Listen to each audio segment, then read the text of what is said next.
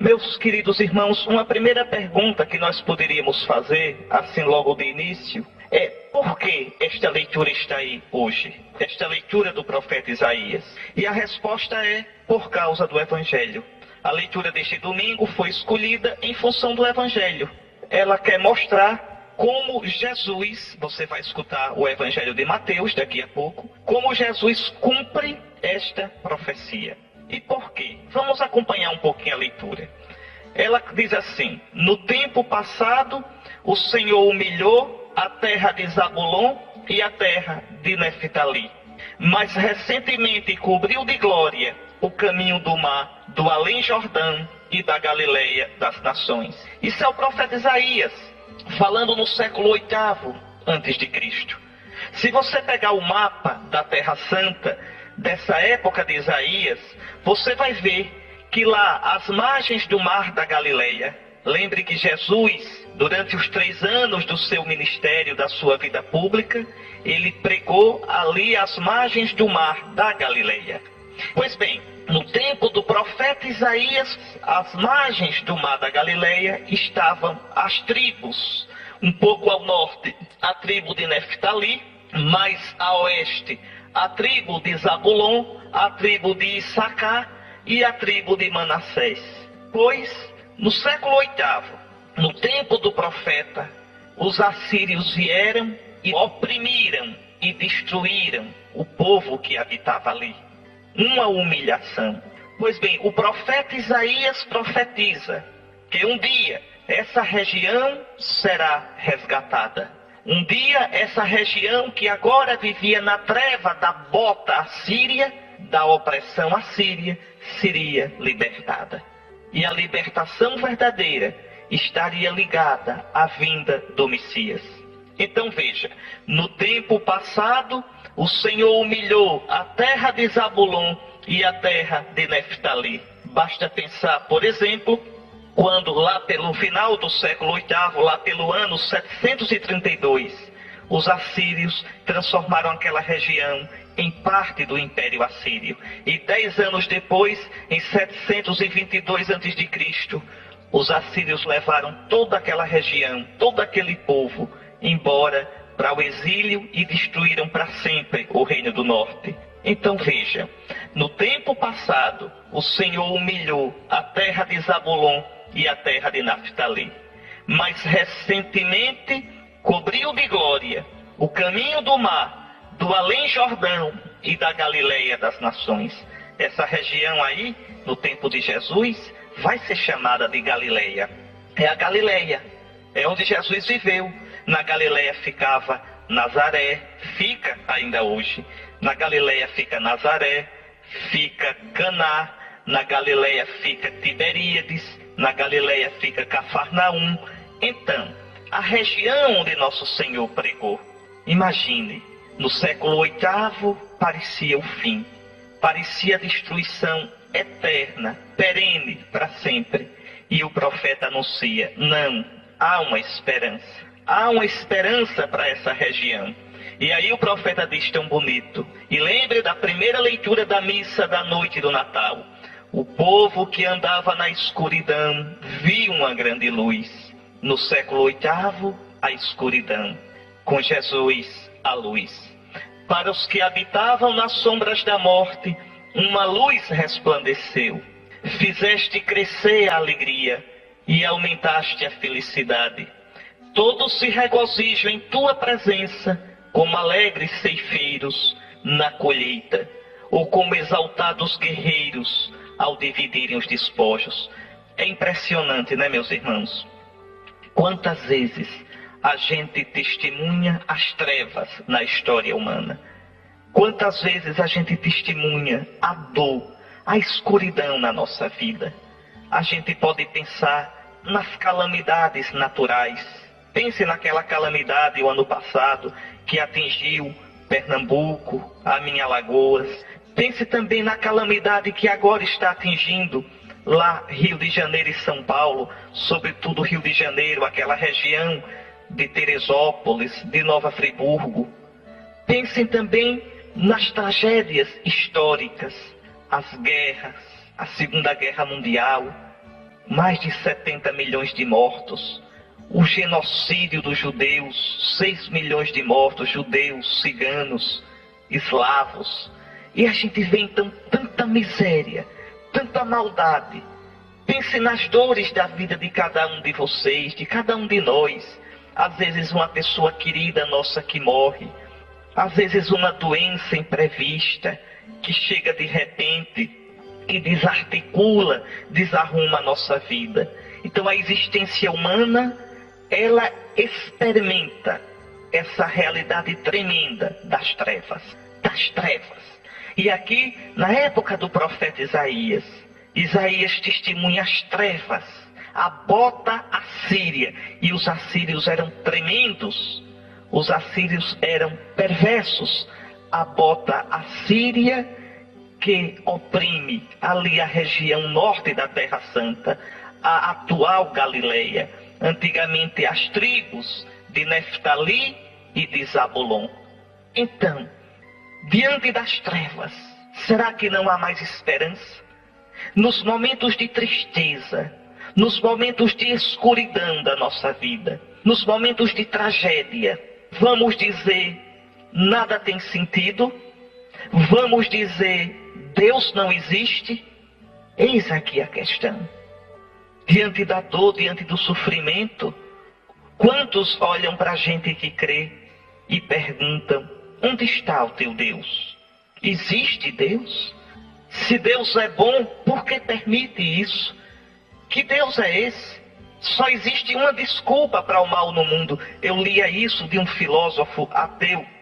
Ele olhando o mal do mundo, os sofrimentos no mundo, ele dizia, só há uma desculpa para Deus, só há um jeito de desculpar Deus diante do mal, é que ele não existe.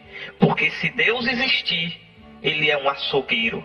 Se Deus existir, ele é um miserável. O mundo é o seu campo de caça. Que coisa! Pense um pouquinho.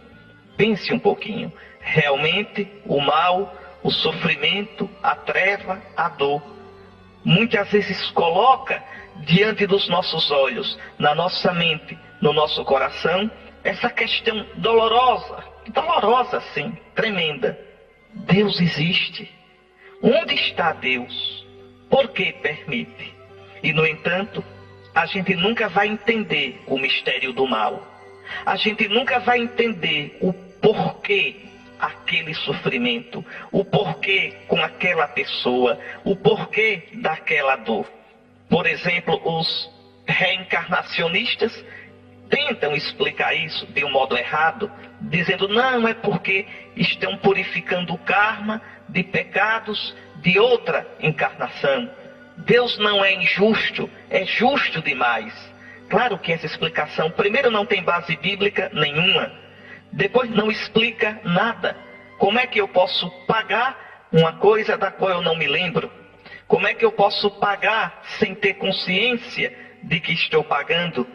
Então, não resolve o problema, não explica nada. É uma escapadela, é uma tentativa muito curta, muito furada de tentar explicar o problema do mal. Por exemplo, uma tragédia como essa no Rio de Janeiro, em Teresópolis, em Nova Friburgo, todo mundo ali está purificando o karma, todo mundo ali era culpado. Veja, não é essa a explicação, de modo nenhum. Não é isso que explica nada. Diante do mal, a gente deve primeiro lembrar o que diz a Escritura. O mundo que nós temos hoje não é mais o mundo como Deus pensou. Entre o mundo como Deus pensou, entre o sonho lindo de Deus para a nossa vida, para mim, para você, para o mundo, a Escritura diz de um modo figurado, mas belíssimo, Deus pensou esse mundo como um jardim.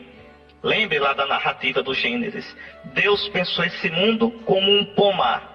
Deus pensou esse mundo como um mundo de vida. Pois, entre o mundo que Deus pensou e isto que nós temos hoje, existe um mistério tremendo do pecado, da liberdade humana mal usada, do não que nós dissemos a Deus. E esse não mexe com toda a humanidade. O meu não, o seu não, O não da humanidade mexe com toda a criação. Por isso São Paulo vai dizer também, no capítulo 8º da carta aos Romanos, dê uma olhadinha, pegue a sua Bíblia e olhe, Romanos no capítulo 8º, São Paulo vai dizer que a criação geme com dores de parto, que a criação também está ferida. Nós não podemos entender isso tintim por tintim. Nós só sabemos isso. A Escritura nos ensina isso, que o mundo atual não é mais o mundo como Deus sonhou. Segunda coisa, a Escritura nos diz que Deus é bom e que Deus nos ultrapassa, que a sabedoria de Deus, que o discernimento de Deus, que o entendimento de Deus são muito além de tudo o que podemos imaginar. A gente olha as dores humanas, a gente olha os momentos de escuridão da nossa vida, a gente não pode explicar o porquê. Não é uma equação simples. Eu fui bom, tudo corre bem para mim. Eu fui pecador, eu fui mau, tudo sai errado para mim. Não, não se pode fazer esta equação assim tão simples. Nós sabemos que Deus é bom. Olhe o sol brilhando, escute o murmúrio do mar, veja a beleza de uma noite de lua, olhe a beleza de uma flor, o sorriso de uma criança, a bondade de que é capaz o coração humano. Deus é bom. Há uma bondade, há uma harmonia na criação, há uma harmonia em tudo quanto existe. Mas por trás dessa bondade, dessa harmonia, há pontos escuros, há pontos de dor, de sofrimento, de injustiça. No entanto, Deus é bom. Deus viu que tudo era bom. E esse Deus é tão grande, tão sábio, tão onisciente e tão onipotente, que o seu modo de dirigir o mundo, de dirigir a história, nós não podemos compreender totalmente. Não podemos. Nós não podemos entender os pontos negros de dor na história, na criação, como Isaías não podia entender totalmente a dor de Zabulon, de Neftali, da região da Galileia, quando os assírios crudelíssimos vieram oprimir aquela região. No entanto, veja, naquela escuridão, Isaías anuncia a luz. Deus é bom. E quando a gente se abandona na bondade de Deus, quando a gente se entrega a Deus, quando a gente se coloca nas mãos de Deus, a gente mesmo na treva mais escura é capaz de experimentar essa bondade amorosa de Deus, que nos dá força, que nos faz ver que, seja na vida, seja na morte, somos preciosos diante de Deus, e o seu amor nos faz recomeçar. Depois, ainda aqui uma coisa, ainda um ponto, que no sofrimento, meu irmão, numa dor como aquela de Teresópolis, de Nova Friburgo, numa dor na sua vida, nessas dores, nessas injustiças da história humana, a gente não pode esquecer. Há ainda um ponto. E que ponto é, Dom Henrique? Eu lhe digo daqui a pouquinho.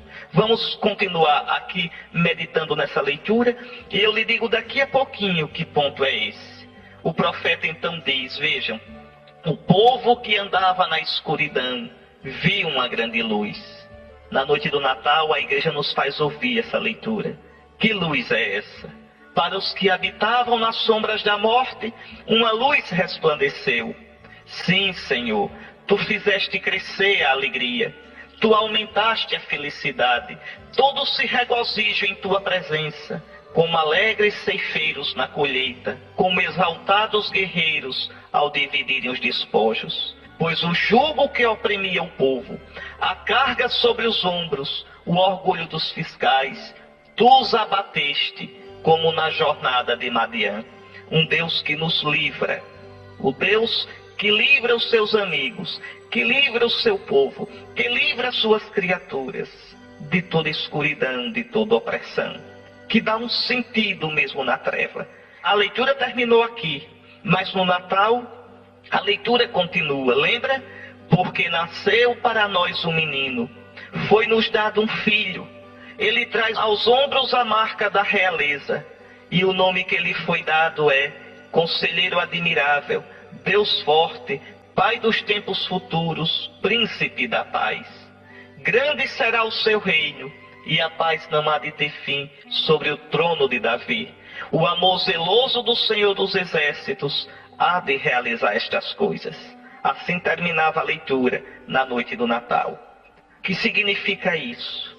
Toda a escuridão humana, todo o sofrimento humano, todos aqueles pontos da história que nós não podemos compreender, a gente deve olhar para esse menino. E aí vem aquilo que eu fiquei para dizer para você. Esse menino é aquele que vai tomar sobre si toda a dor humana. Eu falei disso no domingo passado, falando do Messias, servo sofredor.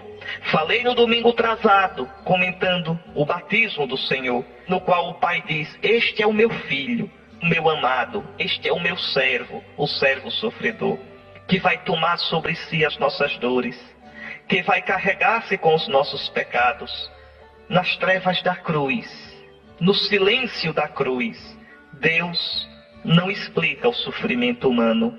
Deus toma nas suas costas, Deus toma nos seus ombros o sofrimento da humanidade. Senhor, nós não entendemos o nosso sofrimento.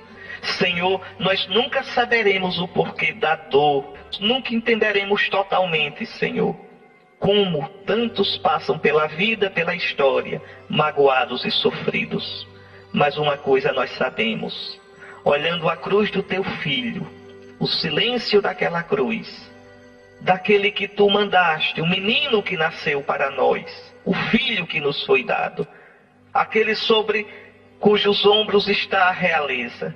Senhor, no silêncio da cruz do teu filho, nós sabemos que tu fazes conta do nosso sofrimento, que tu tomas conta da nossa dor, que tu tomas nos ombros do teu filho a dor do mundo, o sofrimento do mundo. Tu não explicas a dor, tu redimes a dor. Tu não explicas o sofrimento, tu mostras que o sofrimento pode ser sinal, caminho de amor, de união contigo. E assim, nem a vida, nem a morte nos separarão de ti. Pense nisso, viu, meu irmão? Pense nisso. Porque os momentos de sofrimento da vida, os momentos de treva, os momentos de dor, esses momentos inexplicáveis, de escuridão e de maldade da história humana, nesses momentos aparece uma bifurcação. Ou eu renego a Deus e não creio mais, e vou pelo caminho do ateísmo e da revolta, da amargura, do absurdo, ou eu me jogo nos braços do Senhor, do crucificado que ressuscitou. E aí, no meio da treva, eu vejo a luz do amor de Deus, a luz da presença de Deus, a luz da fé. É esse sentido tão bonito, meus irmãos, dessa primeira leitura que acabamos de escutar. Mas eu gostaria de aproveitar também essa leitura para falar um pouquinho com você, pedir para você olhar um pouquinho na sua Bíblia, no mapa que tem na sua Bíblia. A sua Bíblia deve ter alguns mapas da Terra Santa, para que você entenda um pouco, já que nós vamos acompanhar a cada domingo Jesus no seu ministério, Jesus adulto, depois que celebramos o Natal, para você entender um pouquinho a geografia da Terra Santa.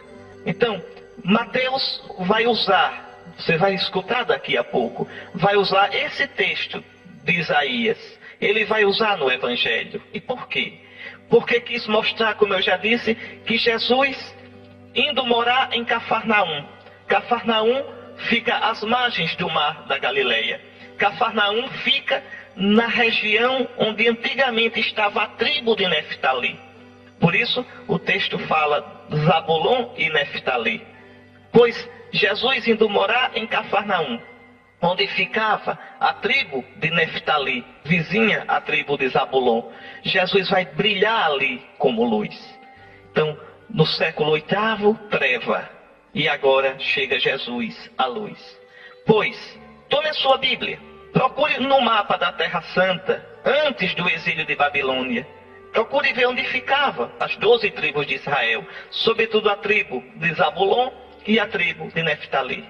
E aí procure depois no mapa da Palestina do tempo de Jesus, onde fica Cafarnaum. E veja, fica às margens do mar da Galileia, na estrada, no caminho do mar. Cafarnaum ficava à beira-mar, na Via Mares, a estrada do mar da Galileia. Pois bem, aproveite para conhecer um pouquinho melhor a Terra Santa. Observe bem que o território ao norte da Terra Santa, esse território no tempo de Jesus se chamava, e se chama ainda hoje, Galileia. Aí Jesus pregou mais ou menos 3 anos. Observe o território no centro, é a Samaria. Então você tem ao norte a Galileia, você tem no centro a Samaria, e no sul você tem a Judeia, onde está Jerusalém, a capital de Israel. Recorde que os judeus no sul e os samaritanos no centro não se davam bem. No tempo de Jesus, os judeus habitavam na Galileia e na Judeia. Os galileus eram unidos aos judeus na religião. Praticavam o culto lá no templo de Jerusalém. Quando Jesus ia para Jerusalém, tinha que passar pelo meio, pela Samaria. E os samaritanos não se davam com os judeus. Quando o pessoal da Galileia tinha que atravessar a Samaria para ir lá para o templo de Jerusalém, no sul, na Judeia, às vezes os samaritanos tratavam mal. Lembra do diálogo de Jesus com a samaritana? Dê uma olhadinha em João, o Evangelho de João. Olha João, capítulo 4, nos versículos 1 a 9, que você vai ver isso. Os judeus não se davam com os samaritanos, tá certo? Depois, uma outra coisa, localize também no mapa onde fica o mar da Galileia. Note que não é um mar, é um lago gigante, formado pelo Rio Jordão. Foi neste mar, que não é mar, é um lago, foi neste mar que Jesus pregou. Foi aí que Jesus acalmou a tempestade de vento. Foi aí que Jesus andou sobre as águas. Foi aí que Jesus fez o milagre da pesca abundante. Então, sempre que os evangelhos falam do mar, é deste lago que eles estão falando. É também conhecido como o mar de Tiberíades, como o lago de Tiberíades, como o lago de Genezaré, o mar de Genezaré.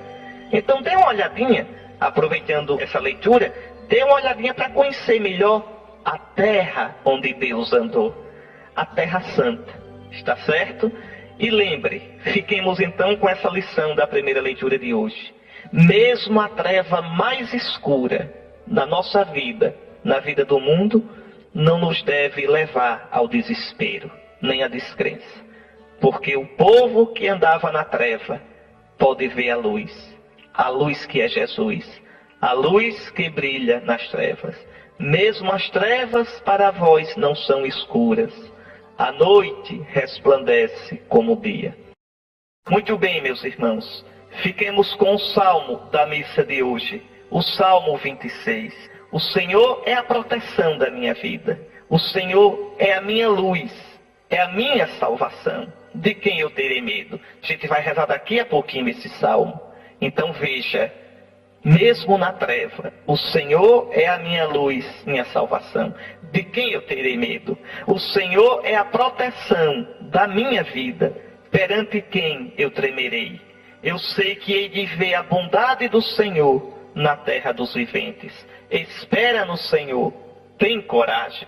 Aquilo que eu dizia, comentando a primeira leitura no bloco anterior. Meus queridos irmãos, lembrem, nós estamos continuando a escuta da primeira epístola de São Paulo aos Coríntios. Domingo passado, começamos já a escutá-la.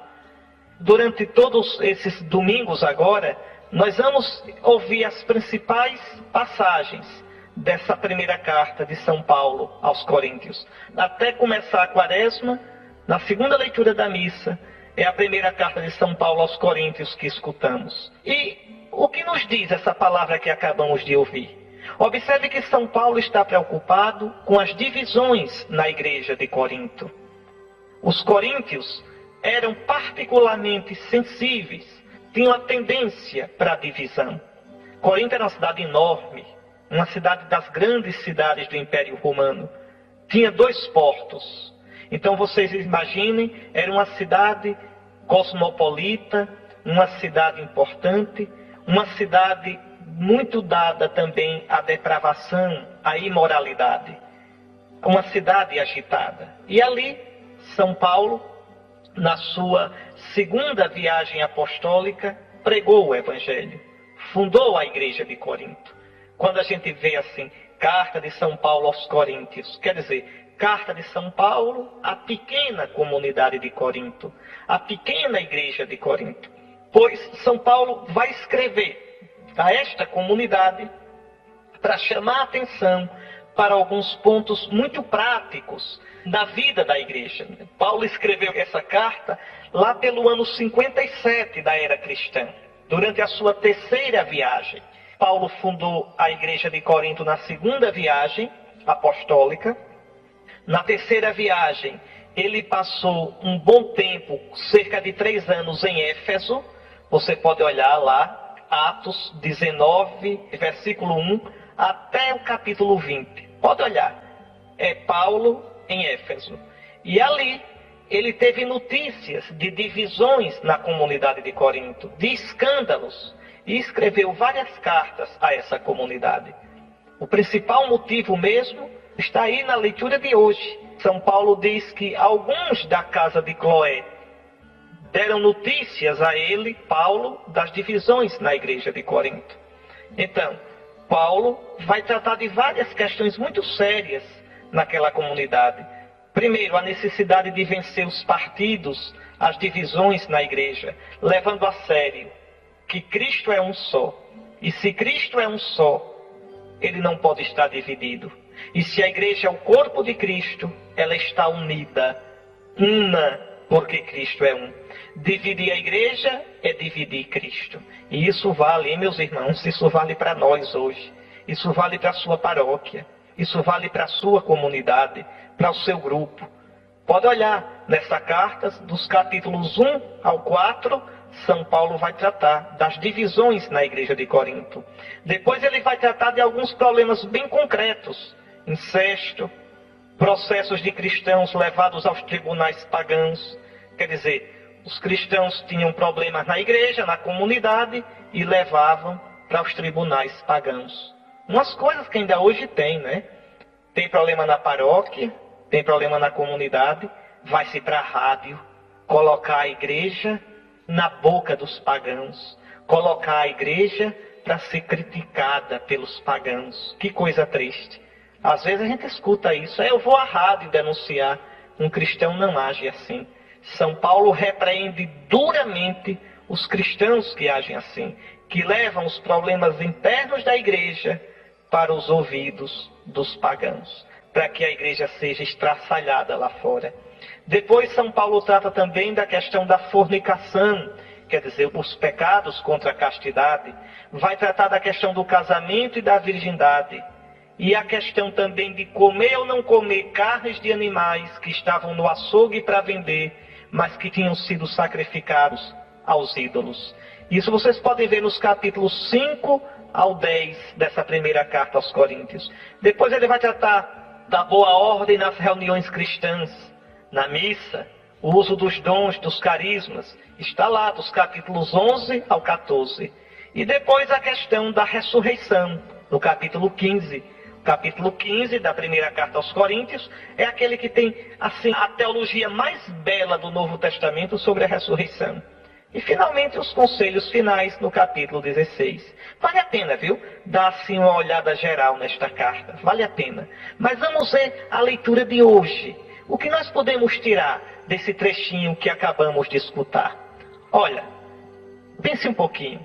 O reino que Jesus veio trazer, o reino que Jesus, com a sua missão na terra, veio implantar, ele se realiza concretamente na igreja.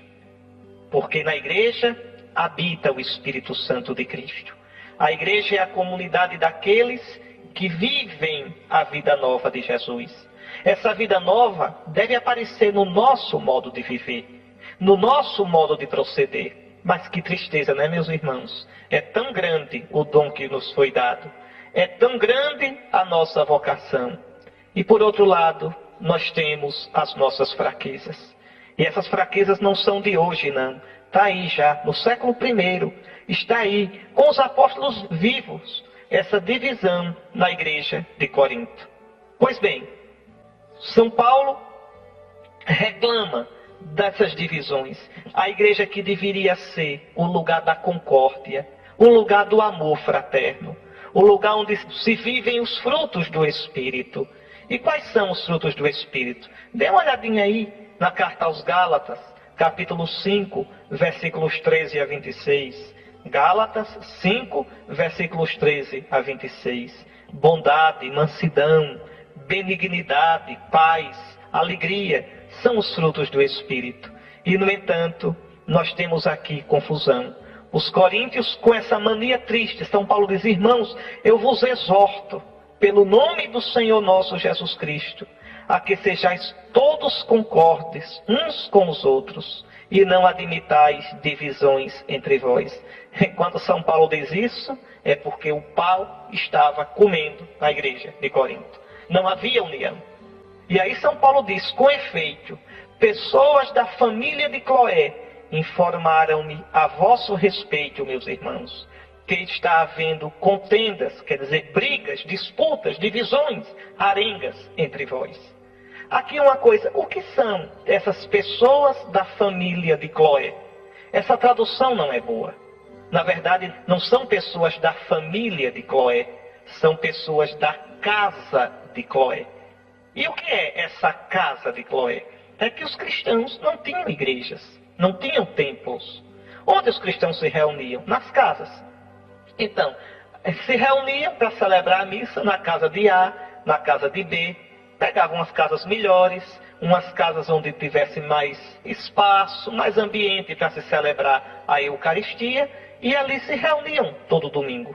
Então, são pessoas que se reuniam na casa de Cloé, o grupo que se reunia na casa de Cloé, que vem reclamar, dá notícias em Éfeso a São Paulo, dá notícias das divisões que havia na igreja de Corinto. Com efeito, pessoas da casa de Cloé, então, com efeito, pessoas que se reúnem na casa de Cloé para a missa dominical, deram notícia de que está havendo divisão entre vós. Digo isso porque cada um de vós afirma: eu sou de Paulo, eu sou de Apolo, eu sou de Cefas, eu sou de Cristo. Que vergonha! Que vergonha! Todos somos de Cristo. Essa mania de fã-clube. Minha gente, a nossa fé não é no padre, não é no bispo. A nossa fé é em Cristo. O bispo, o padre, o diácono são apenas ministros que devem nos levar a Cristo, que devem ser sinais de Cristo para nós. Seja amigo de Cristo, não amigo do padre. O respeito, o carinho pelo padre, o respeito, o carinho pelo bispo devem ser por causa de Cristo e não por motivos humanos. É muito ruim quando a gente é amigo de padre, mas não é amigo de Cristo. Deus me livre. Eu quero ter amigos, eu quero o respeito do povo de Deus, mas porque o povo de Deus ama a Cristo e vê Cristo no meu ministério, na minha pessoa de ungido de Cristo. Isso sim. Porque senão vai acontecer isso que aconteceu em Corinto. Eu sou de Paulo, eu sou de Cefas, eu sou de Apolo. Quem é Cefas? Vocês se lembram, Cefas é Pedro, tá certo? Cefas é Pedro, significa pedra, a palavra Cefas. Olhe lá na primeira carta aos Coríntios, capítulo 15, versículo 5. Olhe lá em Lucas, capítulo 24, versículos 33 a 34. Olhe em João, capítulo 1, versículos 40 a 42. Pedro é chamado de Cefas, que quer dizer pedra. É verdade, Pedro nunca esteve em Corinto. Apolo esteve, Paulo esteve. E por que é que se Pedro nunca esteve em Corinto, alguns dizem: eu sou de Cefas? Porque a autoridade de Pedro era conhecida por todos os cristãos. Como estamos em comunhão com o senhor arcebispo, vocês estão em comunhão com o senhor arcebispo e com o seu auxiliar, que sou eu. Por quê? Porque somos sucessores dos apóstolos. Então, São Paulo reclama dessa divisão. E aí ele pergunta: será que Cristo está dividido?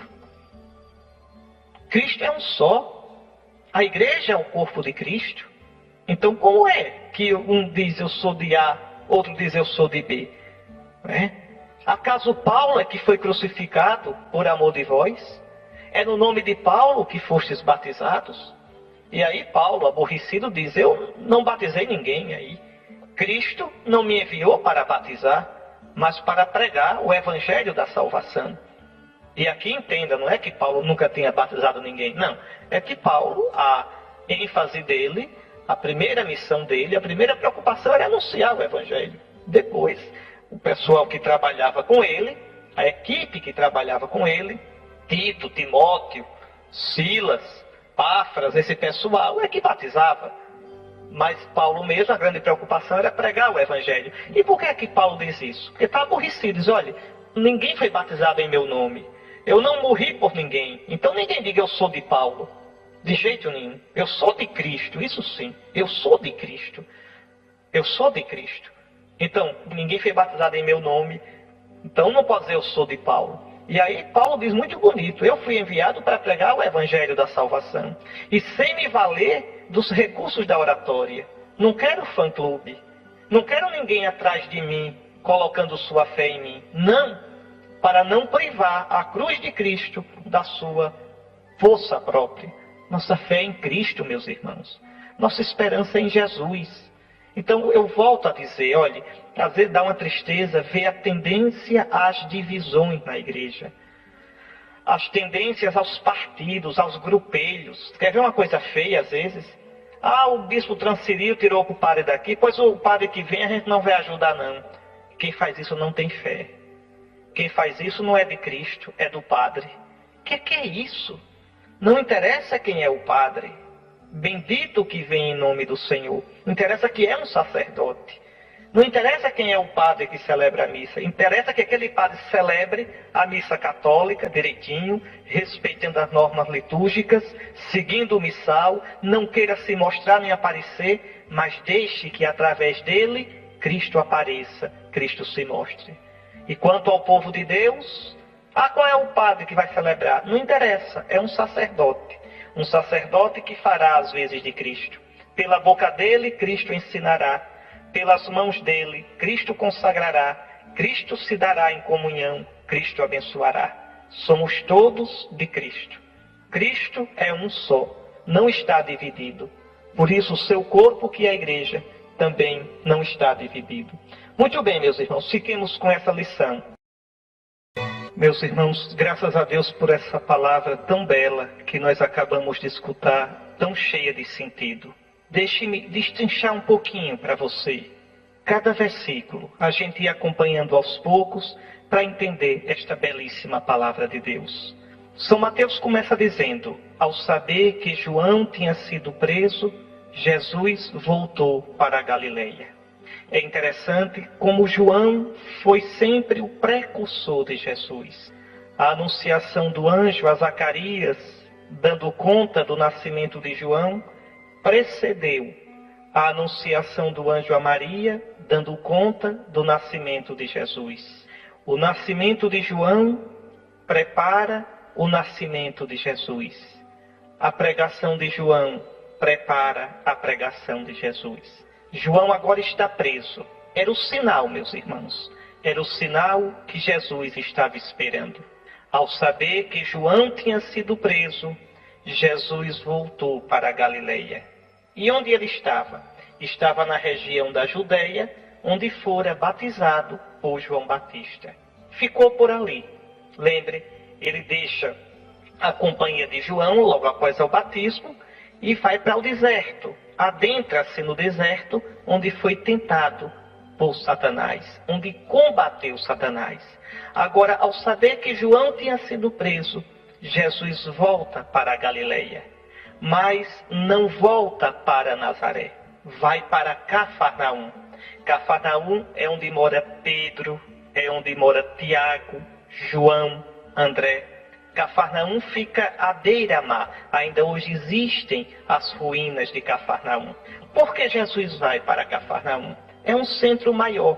Ali, vizinho mesmo ao mar da Galileia, na costa mesma do mar da Galileia, passa a Via Maris, a estrada do mar.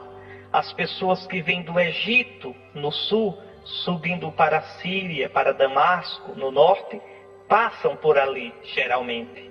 Então, ali Jesus terá mais chance de fazer repercutir a sua mensagem, a boa nova, o evangelho que ele vem anunciar. Nazaré, se ele ficasse lá, seria um centro tão acanhadozinho, tão pequenininho. Jesus então vai morar em Cafarnaum, que fica, o evangelho mesmo diz, às margens do mar da Galileia, no território de Zabulon e Neftali. Como eu já expliquei na primeira leitura de hoje, ali onde está Cafarnaum, era antigamente, quando as tribos foram divididas, lá no século 11, 10 a.C., ali ficava a região da tribo de Zabulon e da tribo de Neftali. Pois bem, Mateus vê aí a profecia de Isaías se cumprindo. O que dizia a profecia? Terra de Zabulon, terra de Neftali, caminho do mar, região do outro lado do rio Jordão, Galileia dos pagãos. O povo que vivia nas trevas viu uma grande luz, e para os que viviam na região escura da morte, brilhou uma luz. Mateus então pega este oráculo de Isaías. Eu já expliquei na primeira leitura que diante da opressão assíria estava desanimada lá aquela região, e Isaías anuncia que um dia o povo seria liberto. Um dia Deus haveria de fazer brilhar sua luz quando viesse o Messias. Uma luz muito maior do que aquilo que o povo imaginava. Porque não é uma luz simplesmente que nos liberta dos assírios, ou dos babilônios, ou dos romanos, ou dos gregos. Não. É a luz, é o Messias que nos liberta do pecado, de uma vida vazia, de uma vida sem sentido. A libertação que nosso Senhor Jesus Cristo nos traz, meus irmãos, não é uma libertação qualquer. Não é uma libertação simplesmente social, ou econômica, ou de cura física. Tudo isso ainda é pouco. Essas libertações são tão fugazes, tão parciais, tão incompletas, tão passageiras. O homem é liberto de verdade quando ele descobre o sentido da vida. O homem é liberto de verdade quando ele descobre que foi criado para Deus, por um amor eterno, que o acolhe, que é providente, que o ama absolutamente, o ama incondicionalmente. Aí sim, o homem é livre, o homem é feliz. É esta libertação que Jesus vem trazer. É esta luz que vai brilhar em Jesus Cristo. Agora aqui, eu queria chamar também a sua atenção para uma coisa interessante e muito importante. Veja, Jesus, voltando para a Galileia, não vai mais morar em Nazaré. Vai morar em Cafarnaum. Uma coisa tão simples. Entre Cafarnaum e Nazaré não havia uma distância muito grande. Não havia uma distância muito grande. Jesus então vai morar em Cafarnaum. E nessa coisa tão simples, Mateus vê uma realidade tão grande. Está se cumprindo a Escritura. Uma luz brilhou para o povo que andava nas trevas. Eu queria dizer a você, viu, meu irmão, minha irmã, escute. Aprendamos a ver nas coisas pequenas a providência de Deus. Aprendamos aquilo que os focolarinos gostam de cantar. Em tudo que me acontece, encontro o teu amor. Isso mesmo. Por trás dos acontecimentos, às vezes pequenos, às vezes banais, existe um desígnio de Deus. Existe uma providência de Deus. Mateus, inspirado pelo Espírito Santo, nos desvela isso. Que Jesus, indo morar em Cafarnaum, está cumprindo a Escritura. Pois bem, aprendamos a ver nas coisas da nossa vida a presença do Senhor. E aí, Mateus continua. Vamos para o versículo 17. Daí em diante, Jesus começou a pregar dizendo: convertei-vos, porque o reino dos céus está próximo. Então, depois que João foi preso, acabou-se a pregação dele, agora começa a pregação de Jesus. O anúncio do reino dos céus, que Jesus veio trazer. Jesus começou a nos salvar quando começou a pregar? Não. Quando foi que Jesus começou a nos salvar? Quando se fez homem, ainda no ventre da Virgem Maria. Ali, no primeiro momento da sua bendita encarnação, Jesus começa a sua obra de salvação. Fazendo-se humano, fazendo-se homem, vai redimindo, vai passando a limpo o humano. Jesus precisava pregar, porque ele já estava nos salvando no ventre da Virgem, já estava nos salvando ao nascer, ao viver a sua bendita infância, ao viver cerca de 33 anos a vida escondida em Nazaré. Para que pregar? É que se ele não pregasse, jamais saberíamos que Deus enviou seu Filho. Se ele não pregasse, jamais saberíamos o sentido da encarnação. Se ele não pregasse, jamais poderíamos responder ao apelo que no seu Filho Jesus, o verbo, o pensamento, a palavra do Pai, é isso que significa logos, verbo, como João diz, o verbo se fez carne. Pois bem, jamais conheceríamos esta bondade de Deus e jamais teríamos como responder com a nossa vida, com o sim da nossa conversão. Então Jesus, agora que João foi preso, agora que termina a pregação de João, Jesus começou a pregar. E qual é a pregação de Jesus? Tanto São Marcos quanto São Mateus resumem maravilhosamente essa pregação. Convertei-vos, porque o reino dos céus está próximo. Então, o anúncio de Jesus é esse: o reino dos céus está próximo. Deixe-me fazer uma observação. O certo é dizer reino de Deus ou reino dos céus? Qual é a diferença? Nenhuma. É São Mateus que usa essa expressão reino dos céus. E usa por respeito. Mateus é judeu, e judeu piedoso. E vários judeus, ainda hoje, evitam pronunciar a palavra Deus. Ao invés de pronunciar Deus, eles pronunciam céus, por respeito. Nunca dizem os judeus o nome Javé, dizem Adonai, que quer dizer Senhor. Então, ao invés de dizer Javé, dizem Senhor. E ao invés de dizer Deus, dizem céus. É uma corrente do judaísmo que faz isso. E qual o sentido disso? Exprimir todo o respeito, exprimir toda a adoração diante de Deus. Para os judeus, dizer o nome é como pegar a pessoa. Dizer o nome é como aprisionar, dizer eu te conheço, eu esquadrinho, eu sei quem tu és. E Deus sempre escapa de nós. Quem pode conhecer a Deus de verdade? Quem pode compreender o modo de agir de Deus? É por isso que os judeus evitam dizer o nome de Deus. E eu já disse aqui várias vezes, vou repetir. É por isso que também existe uma norma cristã, uma norma na liturgia cristã, que muitas vezes é desrespeitada. Não se pronuncia o nome Javé durante as orações litúrgicas da igreja. Nem nos cânticos, nem nas leituras, nem nas orações se pronuncia o santo nome de Deus. Isso é norma cristã antiquíssima. E recentemente, há uns 4 anos, a Santa Sé lembrou aos bispos todinhos para vigiar sobre isso. Então, é um sinal de respeito.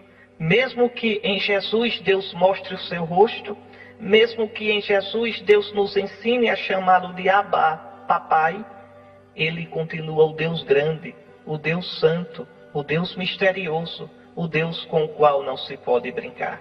Então, é por isso que onde Lucas, Marcos dizem reino de Deus, Mateus, por respeito, diz reino dos céus. Então, qual é a pregação de Jesus? O reino dos céus está próximo. Quer dizer, o reino dos céus aproximou-se de vós. O reino de Deus chegou para vós. Como chegou? Chegou em Jesus. Em Jesus, o Filho amado, o Filho bendito, Deus está reinando. Primeiro reinando na vida de Jesus. Lembrem, Jesus ao entrar no mundo diz, eu vim, ó Pai, para fazer a tua vontade. Então, o Pai reina na vida de Jesus. E todo aquele que acolher a pregação de Jesus, todo aquele que seguir Jesus, vai deixar que Deus reine na sua vida. Com Jesus, o reino de Deus entra na vida da gente, o reinado de Deus. E aí a gente descobre que Deus é Pai, Pai de Jesus, que se torna nosso Pai, porque Jesus nos dá o seu espírito de filho. Se a gente descobre, se a gente experimenta que Deus é nosso Pai em Jesus, a gente descobre que é irmão uns dos outros. A gente descobre, então, uma nova relação com os outros. A gente descobre o nosso valor e o valor dos irmãos e o valor da criação toda. É isso que Jesus veio trazer e vai consumar, vai selar, vai alcançar com a sua morte e ressurreição, cujo fruto é o dom do Espírito Santo. O Espírito de amor, o Espírito que vai plantar no nosso coração esse reinado de Deus. Ora, então Jesus traz o reino de Deus, o reinado de Deus. Mas para que esse reinado aconteça na minha vida, na sua vida, é preciso a conversão. E por quê? Porque eu já tenho um rei na minha vida, eu mesmo. Você já tem um rei na sua vida, você. O seu capricho, a sua vontade, o seu desejo de fazer da vida o que quer, como se a vida fosse sua, como se a minha vida fosse minha. Viver dando as costas para Deus. Então Jesus vem trazer o reinado de Deus, e para que a gente acolha esse reinado, é preciso converter. Convertei-vos, porque o reino dos céus, o reino de Deus, está próximo de vós. Que apelo, hein, meus irmãos? E como é difícil.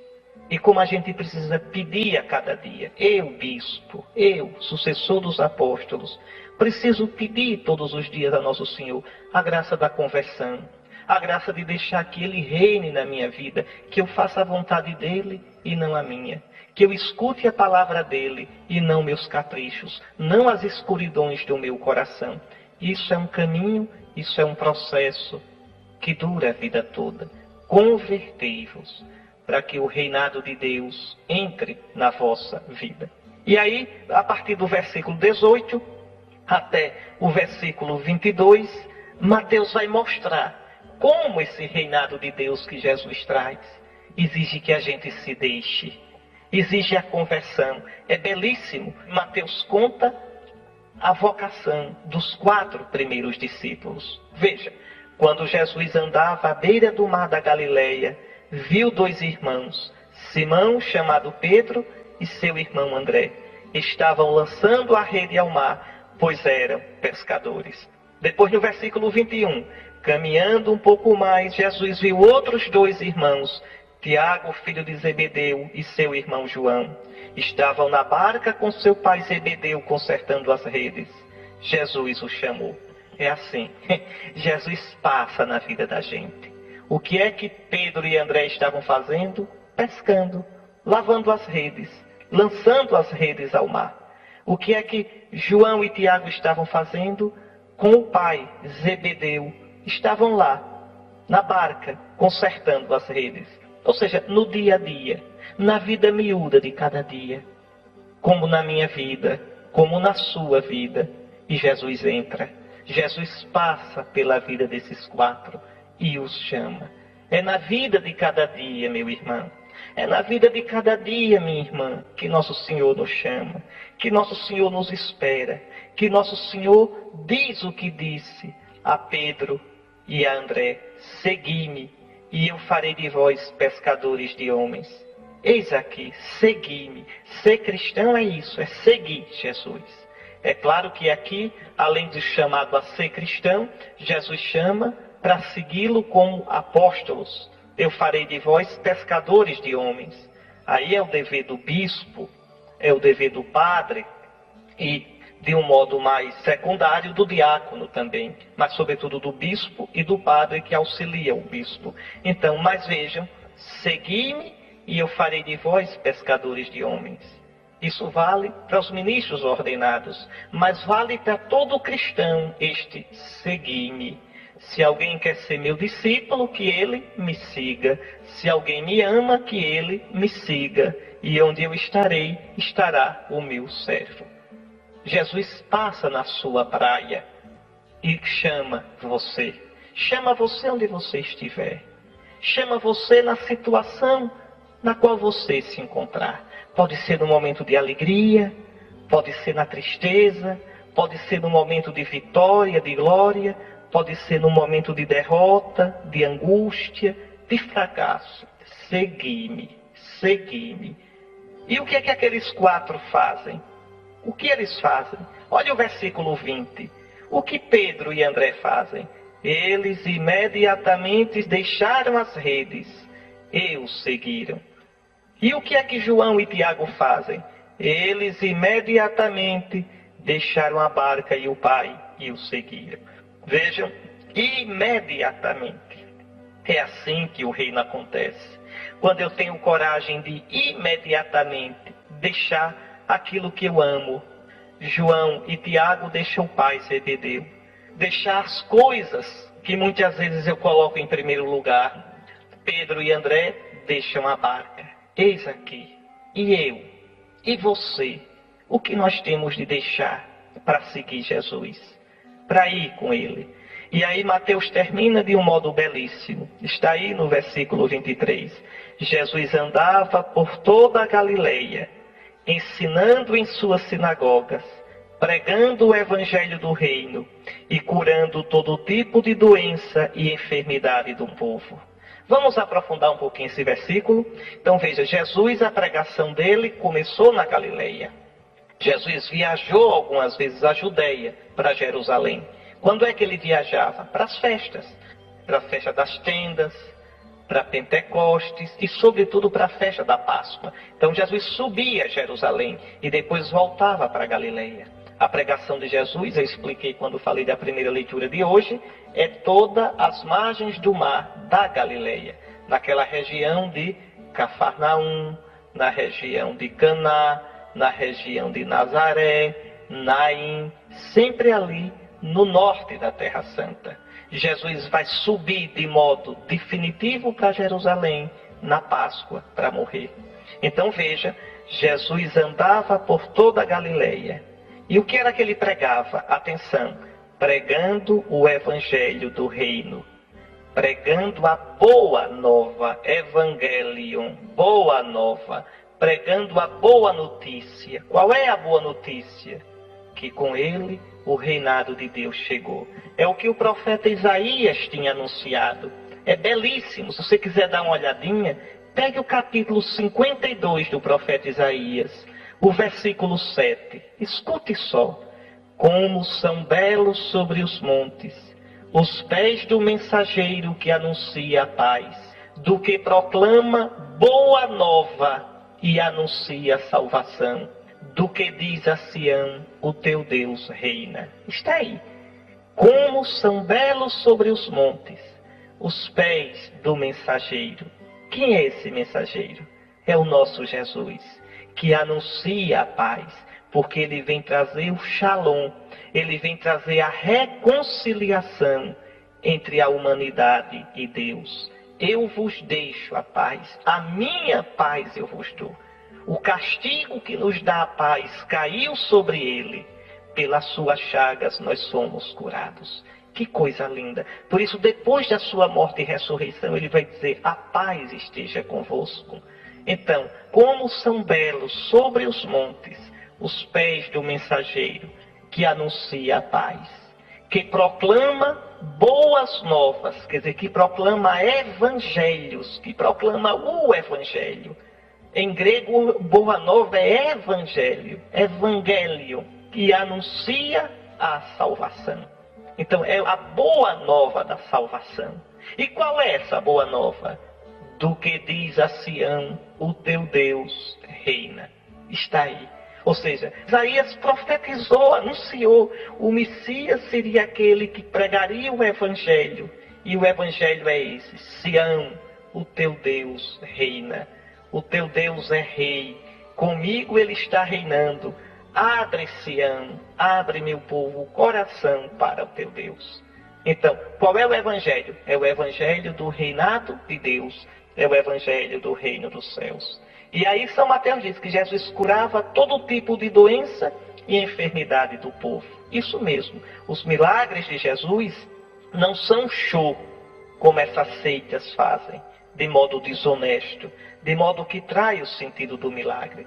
Os milagres de Jesus são sinais de que o reino chegou, de que com o reinado de Deus que ele trouxe, o reinado de Satanás, que nos machuca, que nos traz o desespero, esse reinado e as suas marcas vão desaparecendo. As curas de Jesus, os milagres de Jesus, os exorcismos de Jesus, os milagres sobre a natureza, como andar sobre as águas, multiplicar os pães, tudo isso é sinal de que o reino chegou. Milagre é somente um sinal, nada mais. Por isso que João nem usa a palavra milagre, usa a palavra sinal, semeio, porque são sinais do reino dos céus, sinais do reino de Deus. Como é bonito, meus irmãos, o Evangelho. Vamos pedir a Nosso Senhor que nos ajude a acolher o reino.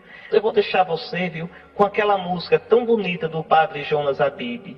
Como são belos os pés do mensageiro que anuncia a paz. Ele reina, ele vive, ele é Deus e Senhor. Que Nosso Senhor abençoe você, abençoe sua família e lhe dê uma semana na graça de Deus. Abençoe-vos o Deus Todo-Poderoso, o Pai, Filho e Espírito Santo.